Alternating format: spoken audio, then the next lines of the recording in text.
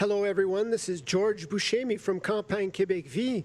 Welcome to this special edition of Culture de Vie. Today we have the pleasure of welcoming our very important guest, MPP Randy Hillier. Randy Hillier, welcome to the show. Bonjour, George. It's a pleasure to be on the show.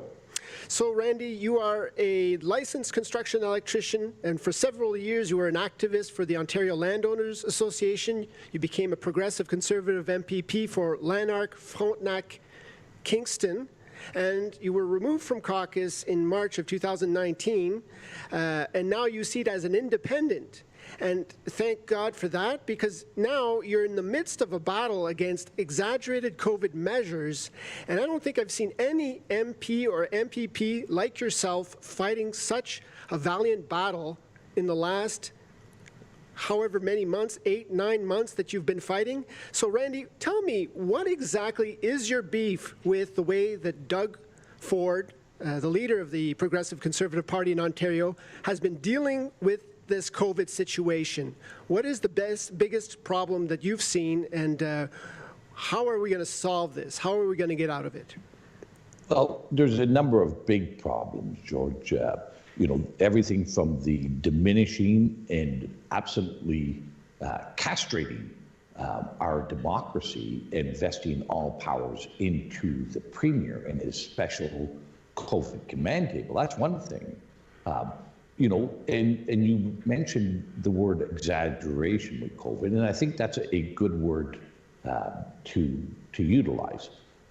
There's also a complete failure to recognize that the evidence today, 8 months later, is far different than the predictions and the models that were told to us, and that generated so much fear and actual terror within people, and that the government and our public health bureaucracies are continuing to cultivate fear and terror in the population when the evidence is quite to the contrary. And no bigger place has that been apparent than what has happened in our long-term care homes in Ontario, and indeed throughout the Western world. Long-term care and our policies about COVID with long-term care are clearly led to the accelerated death and the early death of many people. I've heard that the median age for death by COVID in the West in general, for example, in Sweden, it's 84. In Canada, it's around 80 as well. So we know that many of the victims of COVID-19 are the elderly. Now, has it been the case because the disease just targets the elderly, or is it some kind of mismanagement in your opinion? Well, I think there's two significant factors. It is age, but it's also been how we responded to it. And, when I go through all the information that we know today, unlike what we knew back in March, when you go back and look at the facts, I'm left with this, that we should answer and we should be asking two questions. Did those government policies lead to the early death of thousands of people? And my follow-up question that I think needs to be asked as well, when you look at the facts, is do these actions of our government constitute criminal negligence that led to the early death of thousands of people? Those are the two questions I think that are fundamental and that need to be investigated and examined. In Ontario, I hear there are, or there is a commission of inquiry, some kind of inquiry going on that's supposed to be at arm's length with the government, that's supposed to be independent. What kind of policies will they be looking at that might have caused the deaths or precipitated the deaths of our elderly during this time of COVID? What kind of policies were they that were not the right thing to apply? Well, unfortunately, for the public, But fortunately for the government, they have not gone the route of a public inquiry. They have gone with a hand-picked set of friends as an expert panel to investigate this. But I think it's important first to understand the context leading up to March with COVID in Ontario. And here in Ontario, our hospital system had, for the last decade or more, had been called hallway healthcare. Our hospitals were operating at over 100% capacity in most cases, and people were being treated and cared for in hallways. And that has been a long-standing problem in Ontario. But further to that, we also had a very similar problem in context in our long-term care homes. And indeed, the average wait time over the last decade in Ontario to get a bed in a long-term care home was a 2-year wait. People needing assisted living, needing to live in a long-term care facility, were waiting up to 2 years. So that's the context when COVID arrived. And the government needed to do things to deal with this expected surge, this huge surge that was projected to happen. But when we look at what they did, and when you look at all the things that we did, one is left to ask those questions. And I'll give you a couple of examples of just the facts, okay? So starting at approximately March 13th, the Ontario government transferred 1,000 people out of our hospital systems and placed them into an already overcrowded long-term care facilities. And these are people who were in hospital because they were sick, but there was no space in long-term care. But we moved them in there regardless. At the same time, we placed all these people generally in private long-term care homes because the government allowed the publicly owned long-term care homes to actually diminish their resident load. So that's the first fact.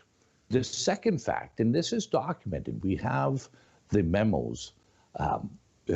Many hospital executives communicated to their long-term care homes in their areas that if any resident was exhibiting symptoms of COVID, they would not be allowed to be admitted into the hospitals, okay? So our hospitals and our Ministry of Health told our long-term care facilities, if anybody is sick with symptoms that look like COVID, the best thing you can do is make them comfortable, but they're not coming into the hospitals. Those two things on their own led to tragic results. But there was more, and this is documented as well, because I, for one, and there may have been others, requested our Minister of Long-Term Care to allow residents of long-term care to go to other facilities. Like, as we know, millions of people became unemployed March 17th in Ontario. And they then now had the capacity to care for the elderly loved ones in their own home because they were unemployed. I asked the Minister of Long-Term Care, allow that to happen, allow families to take elderly loved ones out of long-term care, diminish the resident load, diminish the need for additional resources, and protect them that way. They refused that. So there's 3 strikes right on its face that helped contribute to the tragedy in our long-term care homes. And there's more. To the first faux pas or quasi-criminal negligence involved in sending sick people out of the hospitals into elderly care homes. Now, there's what we call nosocomial infections. So nosocomial infections are infections that people catch while at the hospital. And so these people not only might have had all sorts of infections from the hospital from staying there, they had their own illnesses, and then they were sent to old age homes as a matter of policy throughout Ontario. That's correct. So that's kind of a ticking time bomb, or I don't want to be hyperbolic, but it's almost like sending a chemical or viral attack to all the old age homes throughout the province. This reminds me a lot of what happened in New York State. So there's that element. The other one is that once old people were deemed sick at the old age home, they were no longer allowed to go to the hospital, and so therefore they were given a kind of palliative care / euthanasia. Is that right? Yeah, that's what we've seen happen. And I, and let's keep in mind that these were very crowded, overcrowded, and cramped, confined conditions that these sick people were being sent to long-term care. And we knew and we know it's a respiratory virus, and you're confining people in close quarters with a known respiratory virus running rampant. And I'll throw this other added element into the conversation as well. The people at the COVID command table who were making these decisions, two of them was the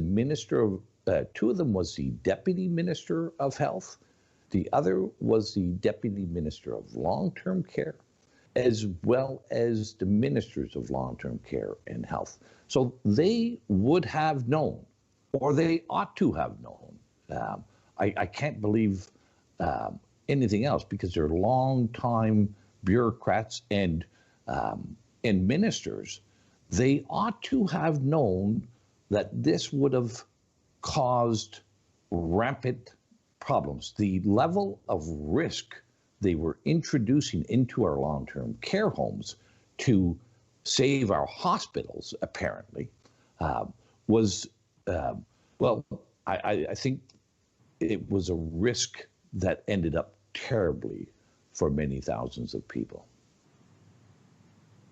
Mr. Hillier, in Quebec, there was a problem of panic in understaffing. For example, in certain residences where scores of people died in the month of March, what happened is that if one person was diagnosed with COVID, then the workers would panic, would become frightened, and would just plain old not show up to work. Now, did the same phenomenon happen where up to maybe 70% absentee rate might have contributed to severe neglect of the elderly, and then therefore death from other reasons than COVID, but just adding to the amount of deaths that we've observed in the spring?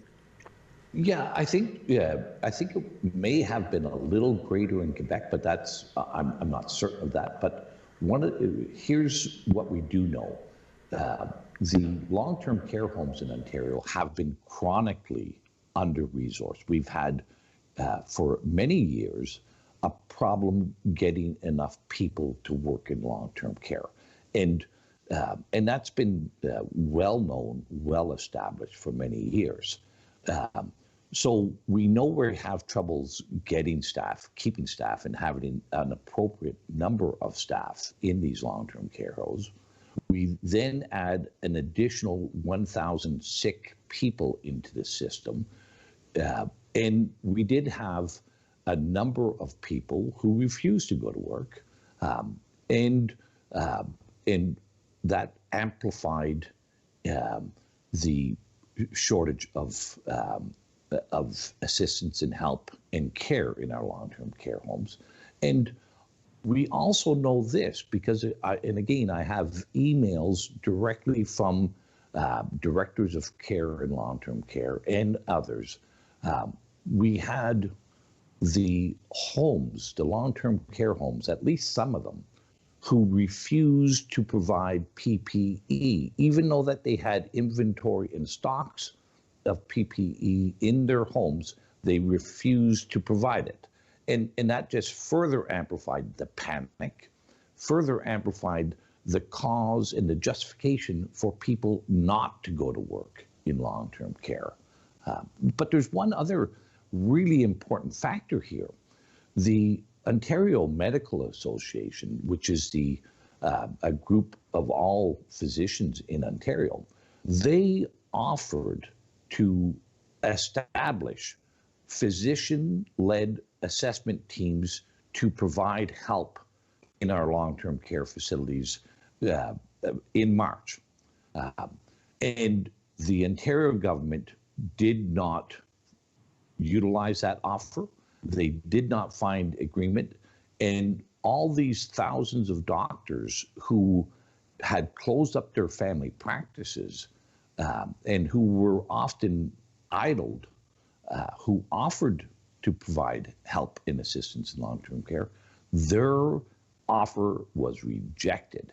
Now, of course, shortly after that, the Ontario government had to call in the military to provide some level of care in our long-term care homes after just rejecting the offer from our family physicians here.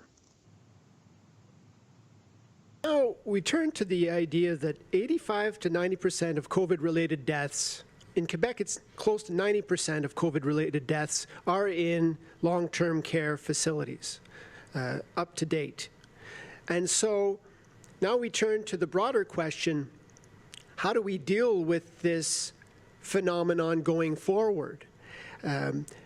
Errors seem to have been made in how things were handled at the start, errors that border on criminal negligence, sending sick people into old age homes, not allowing aged people to go to hospitals that are virtually empty when they're sick, and so on and so forth. Now, going forward, how do you think Doug Ford and his government should proceed in dealing with this situation? Well, that's an interesting question because we also know one of the things that was a powerful element in the death of many people in long-term care was the confinement, the isolation, and the removal from any loved ones and their ability to provide support, to express and show affection. All this isolation and fear and terror was also a contributing factor. But one of the things that what I've seen is throughout Canada has been a complete and utter failure by all governments and all public health units to express options to people that may have assisted a great many people. We know with respiratory viruses, if you're outside, your likelihood to contract it is diminished. Instead, we told people to go inside in confined spaces. We know that being outdoors in fresh air and sunlight is actually good for you and helps mitigate, doesn't prevent, but it helps mitigate your likelihood of contracting a respiratory virus. We also know that no government explained or offered to people that there are things that you can do that will improve your immune system, that will improve your health and lessen the likelihood. And that is, in addition to getting fresh air and sunshine, is eating having a healthy diet, getting regular exercise. Instead, our governments told people that it was too dangerous to go for a walk in the park. It was too dangerous to play basketball in an empty parking lot. We closed our gyms. We closed so many means for people to be engaged in a healthier, more appropriate lifestyle or healthy lifestyle. And instead, we told them to do the things that we know are going to cause further problems. And then there was the complete absence of any information about vitamin D, about zinc, the many other things that help boost or restore or maintain a good, robust immune system. That was all absent from what I've seen from any government. Do you have any theory on why they seem to be systematically bumbling always in the wrong way? Sometimes, you know, when something random happens, half the time it's right, half the time it's wrong. But this time it seems that they've made wrong decisions all the way down the line. Do you have any theory as to why they would be doing this? Why would they be confining us? Why would they be sending sick people into old age homes? Why would they not let doctors who volunteer join in the fight to help the elderly get better? All these questions.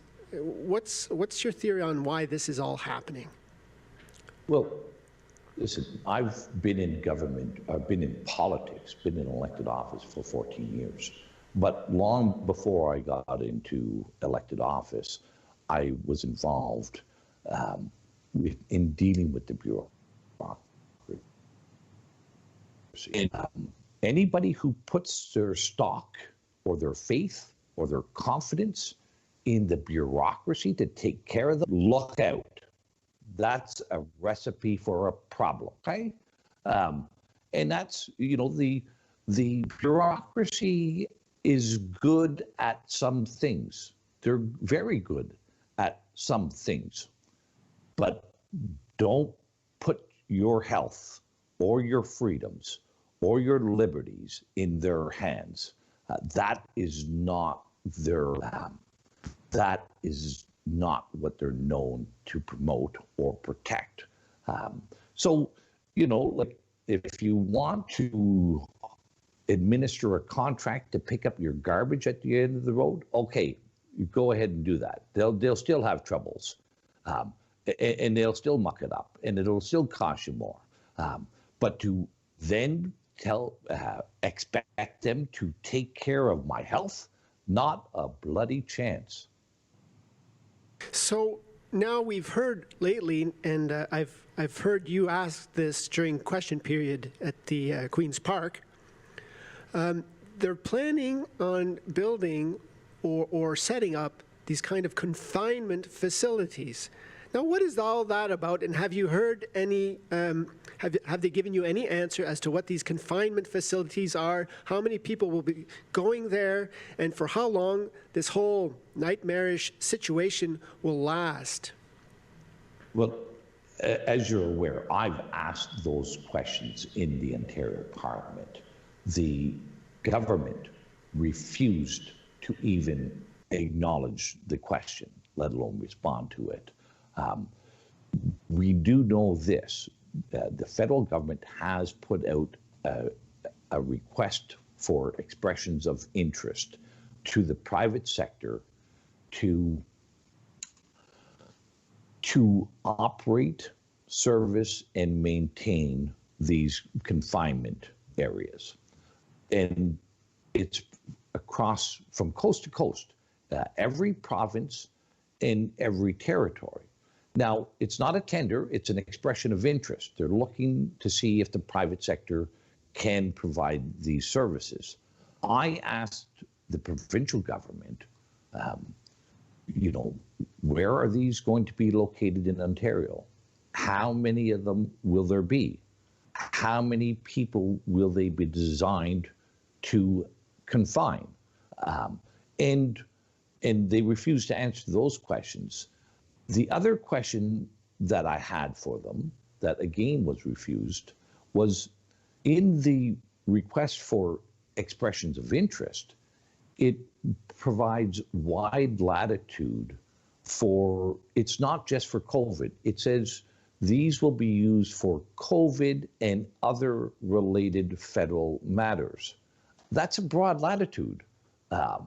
And I think it's important for us to understand And it's absolutely fundamental for our governments to be transparent and to be accountable and tell us what it is that they're planning and why have they provided such wide latitude for the use of these facilities. Those are all legitimate questions. I think it's must be answered. Have the government come out and say just what these facilities are to be utilized for, where they're going to be located, how many people will be confined in these facilities. Because right now we're being, well, you know, there's an old saying about mushrooms being kept in the dark and fed, you know what.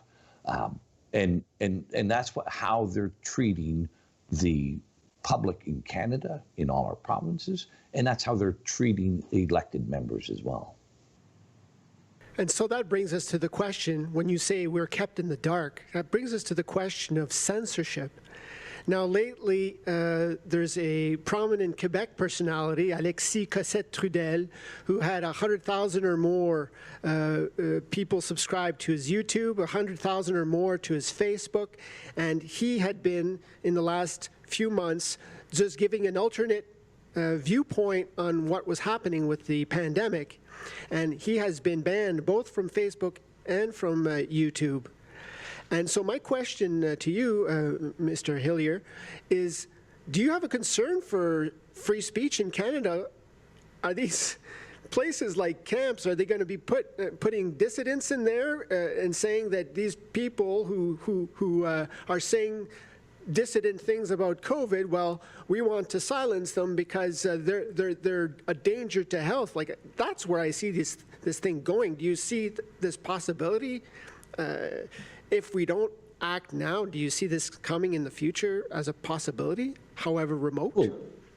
Well, listen, I think anybody who doesn't see that as a potential or maybe even a probable is living in a different alternate universe.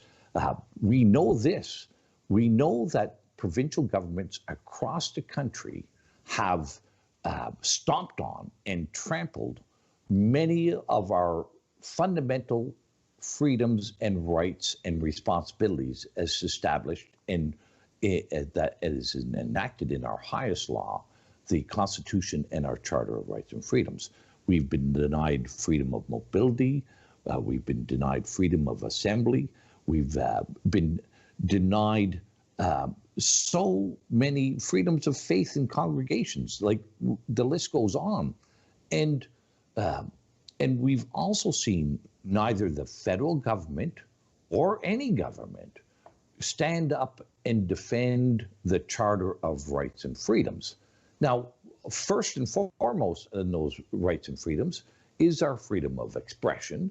And we have seen big tech act in a very heavy-handed fashion with alternative views and dissenting opinions.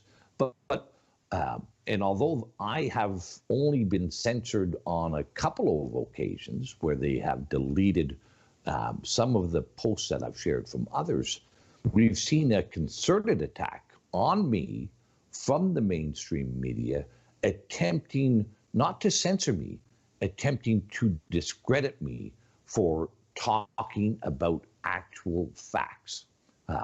And that's underway as we speak right now. So the mainstream media has certainly been complicit and have aided and abetted our provincial governments in denying us our charter rights and freedoms. Well, that's disturbing indeed. So I don't know if you had anything else to add to that, Randy Hillier. Do you have any closing comments or advice for people to deal with the situation going forward?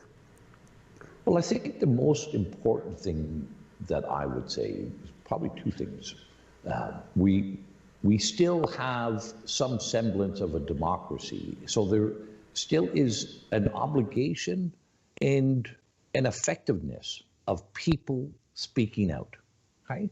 And I think that is first and foremost, people need to begin to speak out and question what's going on.